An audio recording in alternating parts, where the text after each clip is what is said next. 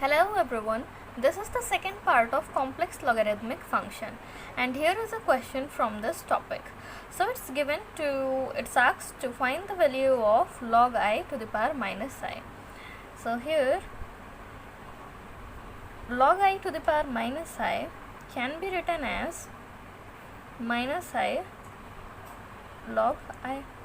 Okay. Now this is actually what z is equals to x plus iy. We know that z is equals to x plus iy, and here we are given z is equals to I. That means what? X is 0 and y is 1. Okay, so the formula for log z is log z is equals to log of mod z plus I arg z.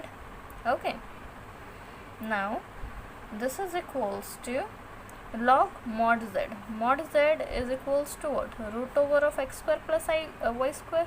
Okay, now this is equals to, this one is 0 and this is 1, so finally it's 1. So here this is ln 1 plus I arg z. The small arc z is equals to 2n pi plus theta. Okay, where theta is equals to capital arc z. Okay, so here let us find the argument of z. Now we can see that here x is 0 and y is 1, so alpha is equals to, so it lies in the first quadrant. Okay, both are positive, so it lies in the first quadrant. So therefore theta is equals to alpha, and alpha is equals to tan inverse mod y by mod x. Okay, that is equals to tan inverse 1 by 0, which is equals to pi by 2. Okay, tan inverse infinity is how much? Pi by t. So theta is equals to pi by 2. Now this is equals to ln 1 is 0 plus I, this is 2n pi plus theta is pi by 2. Okay, and this is log z. So we just found out the value of log I. Log I is equals to this much, I into 2n pi plus pi by 2. Now minus I into log I is equals to, multiply this minus I here, so this will be what? I square whole into 2n pi plus pi by 2. Now this is equals to, I square's value is minus 1, so this becomes finally 2n pi plus pi by 2. Okay, and for n is equals to 0, this will be what? Pi by 2. Okay, another question, that is find the value of log z where z is equals to 1 plus I root 3 by 2. So for this also we know that ln z is equals to ln of mod z plus I arg z. Okay, now here z is given this much, so let us first find mod z, which is equals to root over of 1 by 2 whole square plus root 3 by 2 whole square. Okay, so this is equals to root over of 1 by 4 plus 3 by 4, which is equals to root over of 4 by 4, that is equals to 1. So this is equals to ln 1 plus I arg z.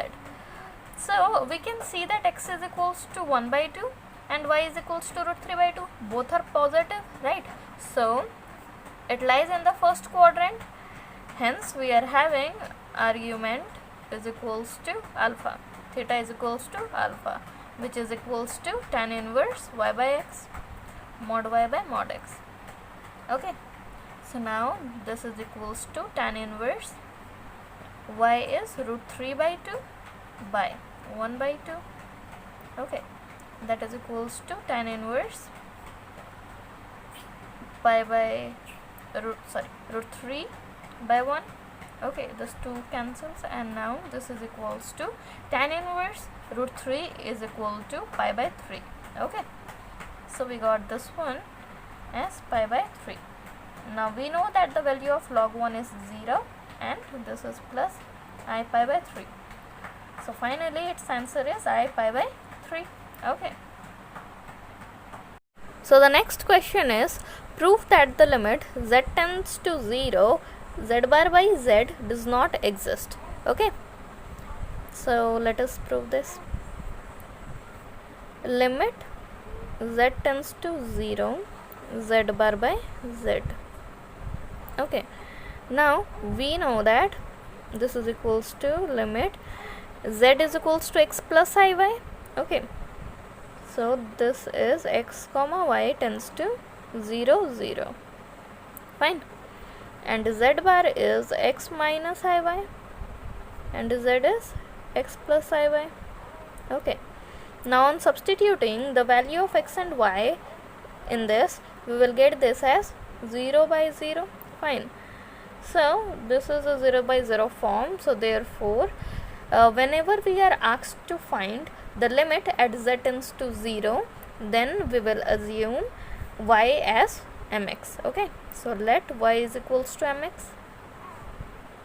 Then limit x tends to 0, x minus I mx by x plus I mx is equals to limit x tends to 0, x taken outside, 1 minus Im by 1 plus Im. Now we can see that the limit depends on m. Okay. So therefore the limit does not exist. Whenever whenever the limit depends upon m, that time the limit does not exist. Okay. So now this can also be done by another method, and that is, see, let z tends to 0 along x-axis,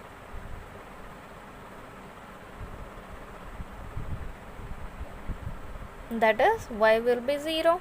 See, the another method is this, that we will take first x is equals to 0, then y is equals to 0. Means at one time we will take one variable to be 0 and then we will check what it comes. Okay. And then if both the cases, if the limit is same, then the limit will exist or else not. Okay.